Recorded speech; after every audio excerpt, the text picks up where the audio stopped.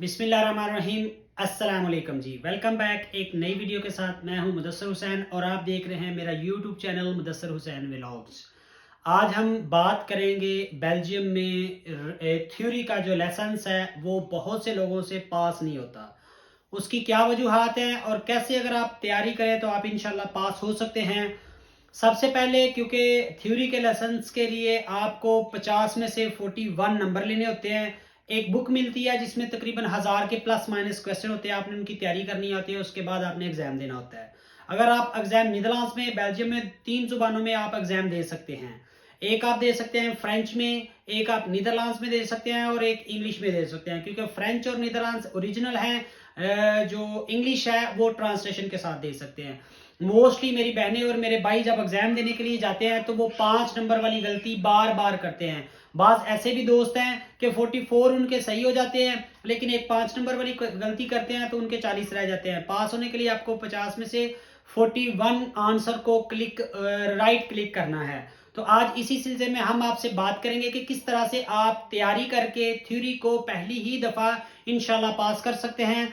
सबसे पहले आप अगर तैयारी कर रहे हैं इंग्लिश में, तो इंग्लिश में तैयारी के लिए पहले 2-3 टिप्स हैं वो देख लें। उसके बाद मैं आपको डिटेल में बताऊंगा कि कौन से क्वेश्चन 5 नंबर के होते हैं और कौन से क्वेश्चन है जो 1 नंबर के होते हैं। 5 वाले क्वेश्चन को कैसे अगर छोड़ा जाए तो क्या होता है, अगर किया जाए तो क्या। सबसे पहले आपने अगर इंग्लिश में एग्जाम देना है या नीदरलैंड्स में ही देना है। अगर आप थोड़ी बहुत नीदरलैंड्स बोलते हैं, आपको समझ आती है, किताब से देख के आप तैयारी करें तो आप इंशाल्लाह 100% एग्जाम को क्लियर कर सकते हैं। कोई इतना मुश्किल नहीं है। लेकिन आपको वो किताब को, वो जो बुक को आपने खरीदी है 25-30 यूरो की, रॉय स्कूल से मिलती है, लेसन जो स्कूल है वहां से मिलती है, उसको आप गौर से देखें तो सारे के सारे क्वेश्चन उसी में से आएंगे।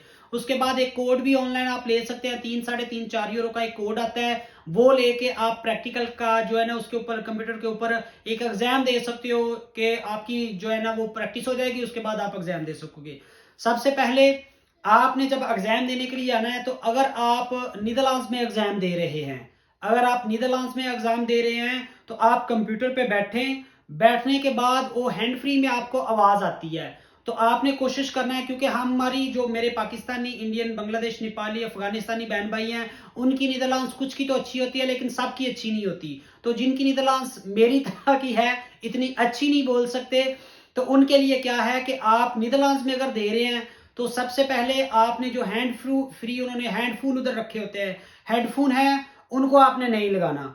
क्योंकि उसकी रीजन क्या है कि आप हेडफोन को इधर लगाएंगे, एक दफा आपको वो आवाज सुनाई देगी, दूसरी दफा आप उस पे स्क्रीन पे जो नीदरलैंड्स लिखी हुई है उसको पढ़ेंगे और फिर उसका जवाब देने के लिए कोशिश करेंगे तो इतनी देर में आपका टाइम आउट हो जाएगा। सबसे पहले नीदरलैंड्स में वो जो फॉरेनर है नीदरलैंड्स में एग्जाम देना चाहते हैं तो नीदरलैंड्स की आपको समझ आती है, एग्जाम आपने थ्योरी का नीदरलैंड्स में देना है, तो सबसे पहले आपने वो जो हेडफोन है उनको साइड पे करना है। जो ही आपका क्वेश्चन आए आपने उस क्वेश्चन को कंप्यूटर की स्क्रीन पे खुद पढ़ना है। एक दफा पढ़ेंगे, 2 दफा पढ़ेंगे, इतना मौका टाइम आपके पास होगा कि आप उस क्वेश्चन को 3-4 मरतबा पढ़ेंगे और फिर जो तस्वीर सामने दी हुई है उसमें देखें कि क्या वो तस्वीर और क्वेश्चन में से जो उसने पूछा हुआ है वो क्या चीज बन रही है, और जो भी चीज वहां पे आए उसको आप क्लिक करें। इंशाल्लाह आप जरूर एग्जाम को क्लियर करेंगे। होता क्या है कि आपने हेडफोन लगाए होते हैं और साथ में आप हेडफोन के जरिए सुन रहे होते हैं, फिर आप वो कंप्यूटर की स्क्रीन पर जो आया होता है उसको पढ़ते हैं। इतनी देर में क्या होता है, टाइम आउट हो जाता है और आपको समझ ही नहीं लगती और जल्दी में आप गलत क्वेश्चन दे देते हैं। सेकंड नंबर, जो इंग्लिश में भाई इंग्लिश में, क्योंकि आजकल नया सिस्टम क्या है कि आपको नीदरलैंड्स बस स्क्रीन पे मिलेगी, हैंडफोन के अंदर आपको नीदरलैंड्स के अंदर वो जो इंग्लिश आएगी वो स्क्रीन के ऊपर इंग्लिश नहीं आएगी। स्क्रीन के ऊपर आपको नीदरलैंड्स आएगी, अगर फ्रेंच एरिया में तो आपको फ्रेंच आएगी, इंग्लिश सिर्फ आपको सुनाई देगी। तो जब ऐसी सिचुएशन है आपने इंग्लिश में एग्जाम देना है तो तब आपने क्या करना है, हेडफोन को लगा लेना है। पहले वो नीदरलैंड्स में पढ़ेगा फिर वो इंग्लिश में पढ़ेगा। तो आपने, क्योंकि अभी पहले ट्रांसलेटर होता था वो सामने आपके ट्रांसलेट करता था, अब ऐसी कोई बात नहीं, अब उन्होंने सिस्टम में ही ऐड कर दिया है। आप बोलेंगे जी मैंने थ्योरी जो है ना वो इंग्लिश में देनी है, तो वो जो आपको कंप्यूटर चूज करने के लिए बोलेगी, आप अंदर कंप्यूटर पे जाएंगे तो उसी वक्त आपको वो हेडफोन जो लगाएंगे उसके अंदर से ही आवाज आएगी कि वो पहले नीदरलैंड्स में बोलेगी फिर इंग्लिश में बोलेगी। तो आप कोशिश करें कि नीदरलैंड्स को इग्नोर करें और इंग्लिश जो बोल रही है उसको अच्छी तरह से सुने।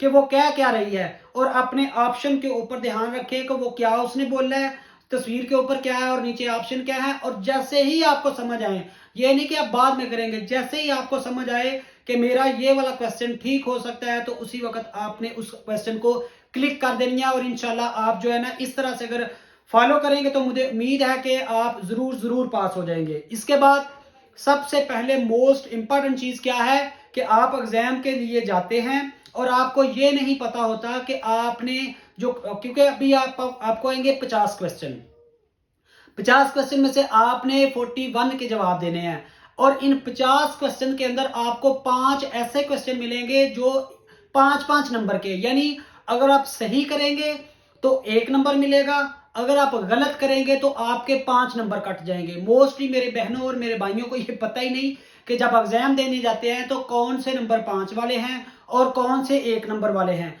अब 5 नंबर वालों को कैसे करना है और 1 नंबर वालों को कैसे करना है और आपको ये पता कैसे चलेगा।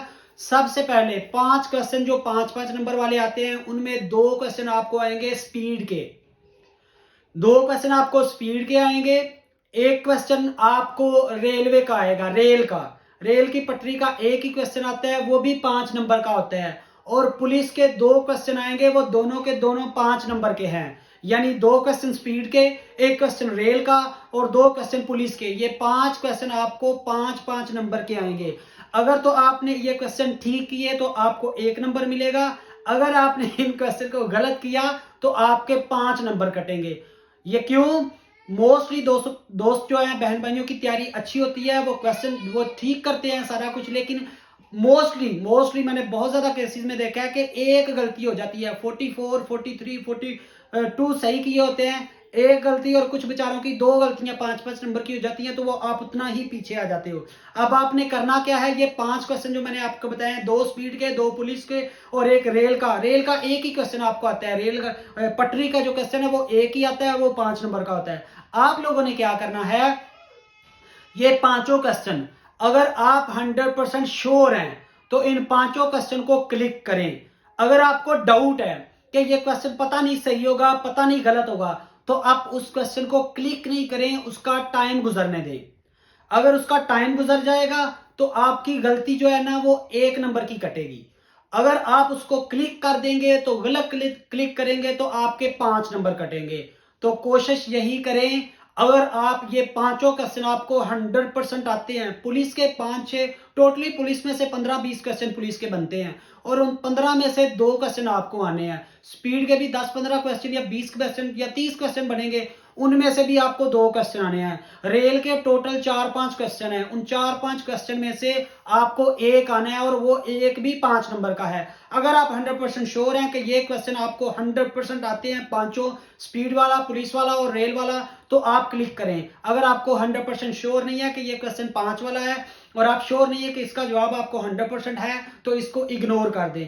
इग्नोर करने से आपका 1 नंबर कटेगा। इस तरह से आपको टोटल जो गलतियां हैं वो 5 नंबर की करने में आसान, 5 नंबर की करेंगे ही नहीं। अगर आपने मेरी वीडियो अच्छी तरह से देख ली है, ये मैं टोटली जो इन्फॉर्मेशन दे रहा हूँ ये मैंने बकायदा स्कूल से पूछ के सारा कुछ करके आपको 100% इन्फॉर्मेशन दे रहा हूँ। और ये सिर्फ इन्फॉर्मेशन है कि जिस तरह से आप एग्जाम देना है, कंप्यूटर के ऊपर जाके बिल्कुल जाके थोड़ा पानी पी के तसल्ली, क्योंकि हमारी बहुत सारे दोस्त इम्तिहान से पहले कंफ्यूज इतने हो जाते हैं कि उनको पता ही नहीं कि करना क्या है। आराम से सुकून से, कोई मुश्किल नहीं होती, आप आराम से सुकून से जाके बैठें और एग्जाम को अच्छे और ठंडे तरीके से दिल से ये निकाल दें कि आप एग्जाम देने, आप बस कंप्यूटर के सामने बैठे हुए हैं, तो इंशाल्लाह फॉलो करके एग्जाम दे। मुझे उम्मीद है कि आप बहुत, अगर इस तरह से फॉलो करेंगे, क्वेश्चन को इस तरह से पढ़ेंगे, तो उम्मीद है कि आप पास भी हो जाएंगे, ना सिर्फ पास होंगे बल्कि अच्छे भले नंबरों से। आप 2-3 गलतियों के अलावा बाकी सब ठीक कर देंगे।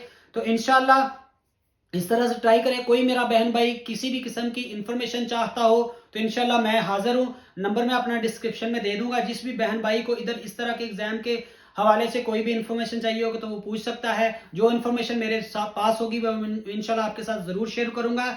उसके बाद कल अगली वीडियो में मैं आपको बताऊंगा कि जो रिसी को टेस्ट होता है कंप्यूटर के अंदर, उसको कैसे आप आसानी से 1 मिनट के अंदर हल कर सकते हो। उसके बाद गाड़ी में बैठने का तरीका, मोस्टली जो लोग अपनी गाड़ी पे जाते हैं उनको नहीं पता होता कि बैठना क्या है, क्योंकि मोस्टली वो देखता है कि बंदे को ये चीजें आती हैं कि नहीं। उसके बाद फिर मैं प्रैक्टिकल के अंदर क्या क्या पूछा जाता है और उसको कैसे पास किया जाता है उसकी वीडियो भी इंशाल्लाह बनाएंगे।